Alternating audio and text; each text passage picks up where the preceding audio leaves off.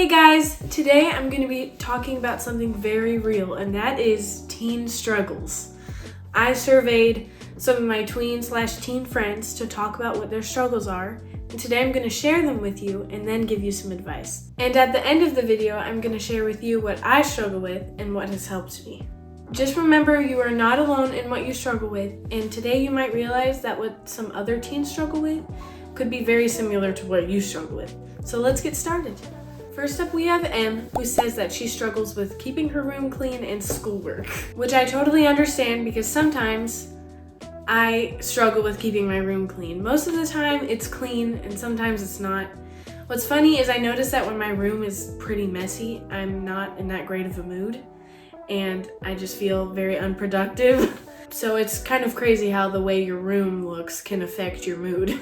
M says that what helps her with her schoolwork is being able to study more and talk to a trusted adult, which is true. Studying more really helps, but also studying more is really boring, and most of the time when somebody tells you to study more, you don't actually do it. So I have a few tips on how you can have more fun studying or feel more productive in being able to get work done or get homework done. So something that I do when I'm about to sit down and do a bunch of schoolwork is I'll try and make my space really nice. So I'll get myself a snack, maybe one of my favorite snacks, or a cup of tea, and then I'll lay out all my books, get them all organized, pull out my favorite pens or markers or pencils, and then I'll put my headphones on and play some lo-fi music or just some of my favorite music. And then I usually feel a lot better with doing schoolwork, and yeah, so there's some advice on that. Next up, I have some advice on how to keep your room clean.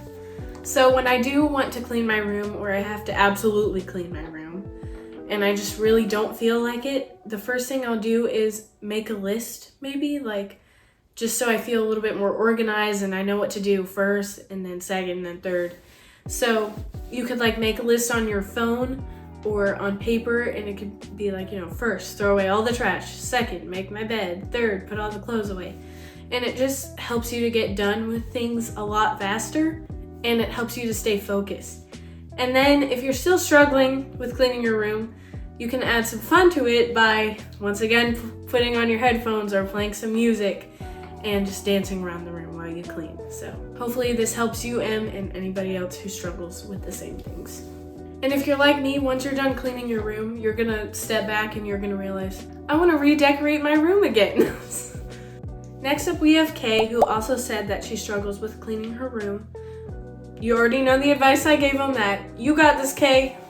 Now we have M, who said that she struggles with communication skills. I am right there with you, M. I struggle a lot with communication skills too, which I'll get more into later in the video. M said that what helps her is being able to think before she speaks, which is very helpful because you can try and think about if you're going to say something rude or if what you're going to say is good for that moment, but also it can help with communication skills. I do have some tips on communication skills and just being able to absolutely vibe when you're talking to somebody. Number one is confidence, because confidence is very attractive and it helps that person to know that you're not afraid to be talking or having a conversation. Even if you don't feel confident, boost yourself up before you talk to somebody. Read yourself some affirmations or just do whatever helps you to feel confident. Second, don't be worried about what you're going to say in the conversation, before the conversation, or during the conversation, because it's actually very selfish when you're just sitting there thinking about what you're going to say the whole time, because all you're thinking about is yourself and you're not paying attention to the person that's talking right in front of you. Third, a good way to have a conversation with somebody is to pour all of your attention onto that person and ask them questions and listen closely. And before you know it, you'll be tied into the conversation and you'll be exchanging questions back and forth, and you'll, just like I said before, be vibing. Also, when you put all your attention on that person, it makes them feel special and it will make them even probably want to hang out with you more because they know that you're a good listener. And last of all, fourth, keep eye contact. I struggle a lot with keeping eye contact. For me, it's a little bit awkward. For me, it's a little bit weird, but it really helps to have good communication and just show that person that you're actually listening. Hopefully this helped you, M, and anybody else that struggles with communication. Now we have S, who says that she struggles with saying things without thinking them through first, which I totally understand this struggle because sometimes when I get upset, I'll tend to say things that I don't really mean, and it could actually really hurt somebody or make them feel sad. And you should probably try and think through what you're gonna say first so you don't hurt somebody. S said that what helps her with this is to just stare off into space and pretend like she doesn't exist for a few moments. I'm so glad that helps her, but I also have some advice on what helps me with that. So something that I try to do is if I'm gonna say something that's rude, I'll try and replace it in my mind with something that's maybe helpful or kinder. So maybe if somebody was being whiny and I wanted to say, "You're being whiny," instead I could replace it with something like trying to help them find something good that's happening in their lives. So if like they're complaining about what's going on, I can just be like, okay, well, let's try and think about the positive things that are happening. Just try and kind of, when you're gonna say something that doesn't help or that's rude, is to just replace it with something helpful or kind. Or if somebody was being mean, instead of being mean back, you could walk away or even say nicely to that person, "You kind of hurt my feelings there," or "You probably shouldn't have talked to that person like that." Plus, you could literally change somebody's life by being kind instead of being mean back. It could change a lot of things for that person. It could help them realize, wow, this person was kind to me even when I was being a jerk. Hopefully this helps you, S. Next up we have F, who says that she struggles with anxiety at school. Anxiety is very common, so the first thing to know is that you are not alone with your anxiety. F said that something that helps her with her anxiety is to be able to journal about it, which helps a lot because sometimes it can really just feel like you're releasing all of your worries onto the paper, and it can even help you understand what you're dealing with even better. So if you haven't tried journaling, you really should. Something that helps me with anxiety is being able to know that I can control it. Because something you should know is that all of these scary or nervous thoughts are all coming from yourself. And one way to break that is to start thinking positively. So if you catch yourself starting to worry or have negative thoughts, just try and think of yourself catching one of those thoughts and changing it into something more positive or something that is just better to think about rather than something negative. So if you catch yourself starting to think stuff like, what if I fail the test? Or what if I don't know the answers? It's kind of hard to be going down that spiral of thoughts because sometimes it can feel so overwhelming that you can literally just freeze or just start crying. So as soon as you catch yourself starting to go into that spiral of anxiety, try and catch the first thought and switch it around. So if you're worrying, I'm gonna fail this test, or I don't know the answers, try and change I'm gonna fail this test to I might ace this test, or I don't know the answers to I might know all of these answers and everything will probably be just fine. And maybe once you force yourself to think positively, you might have just saved yourself from an anxiety attack. So no matter how hard it might be, try and replace your negative thoughts with positive thoughts. And also don't ignore your anxiety either. If you ignore your anxiety, it will just get worse and worse. So it's good to talk to a trusted adult about it or even a school counselor. Those people are there to listen, not to judge you. And don't think you're crazy if you have to talk to a therapist or a school counselor or an adult about it. Almost everybody has somebody that they can talk to about their anxiety. So hopefully this helps you and anybody else who deals with anxiety. Next up we have S, who struggles with finding her voice, admitting when she's wrong, underestimating herself under pressure, and pressuring herself to be good. S said that what she does when she's under pressure is to try and realize that what she's feeling pressure about is nothing compared to what other people deal with. She also said that when she doesn't want to ask for help, she decides to accept her flaws and just ask for help. This is very similar to me because a lot of the time I pressure myself to be good or do good. I do have some advice on that though. So when you are starting to pressure yourself to be good, do good, whatever it is, try and remember that you're doing the best you can, and doing the best you can is good enough. So when you are starting to pressure yourself, try to remember I'm doing the best I can and that is good enough. Because you have to realize you are the one who puts this pressure on yourself, so you're also the one who can take it off because no one is perfect. Doing the best you can and then being okay with that is an amazing trait to have. Asking for help is also an amazing thing that you can do for yourself. It can really give you a new perspective on things, and it will show people that you are not too proud to ask for help or admit when you're wrong. So if you catch yourself not wanting to ask for help, shake it off and tell yourself that asking for help is the best thing that you can do right now. Hopefully this helped you, S, and anybody else who struggles with the same things. Now we have C, who struggles with being embarrassed in front of other people and her face turning red. Being embarrassed is something that I struggle with too. It makes me feel super awkward and makes me just want to run away from the situation. Something that I do to help myself shake off embarrassment is drop the topic and just move on. Because running away and just being weird about it makes things more embarrassing and awkward. Also, if it's something that hurt your feelings, it might be a good idea to tell that person that they hurt your feelings when they said what they said. This will show a person that you're confident in telling them how you feel and that you're okay with embarrassment. Also, if it's something that's not that big of a deal, maybe catch yourself being a little bit sensitive. Try and just laugh about it. Something awesome that you can do is to be able to laugh at yourself. Not to be rude, but to laugh and understand that it was funny or it was a little bit weird. And then laugh with your friends about it. It may also help you let go of that situation too.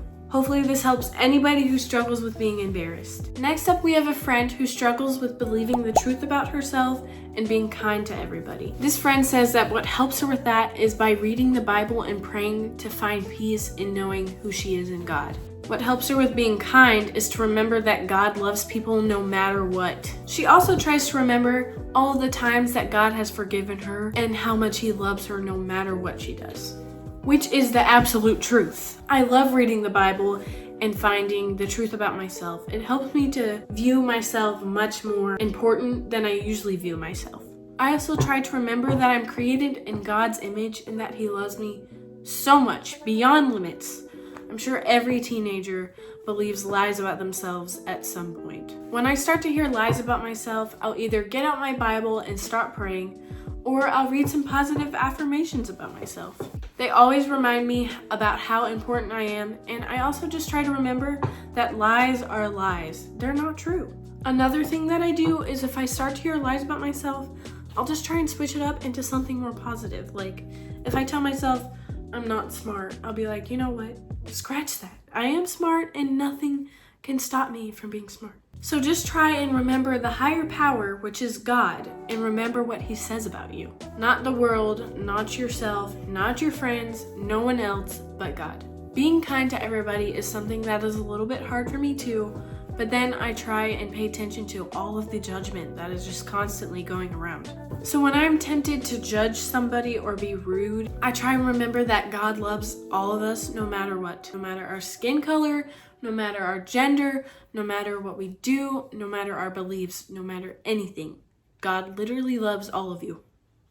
We are all created in God's loving image, and everybody deserves to be treated kindly, and everybody deserves to be loved. It can be hard to be kind to somebody who has hurt you in many ways, and it can even be hard to be kind to somebody that is not like you. But just try and remember, everybody needs to be treated kindly and everybody deserves to be loved. Saying one kind thing to a person could literally change somebody's life. So, remember that.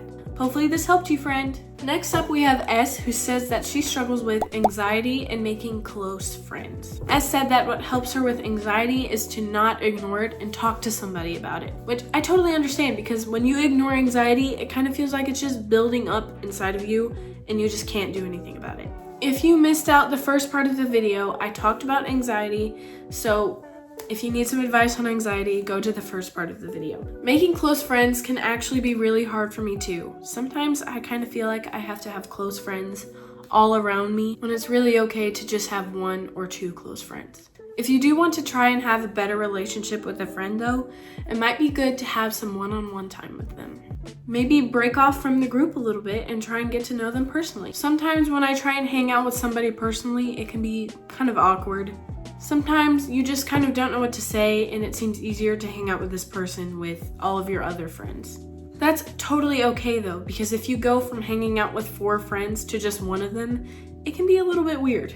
Earlier I talked about communication skills, and this can help you with feeling awkward in front of somebody or trying to make a new friend. So just try and be yourself around them and try and talk to them like you would in front of everybody else. And please try and take opportunities to have one-on-one time with them.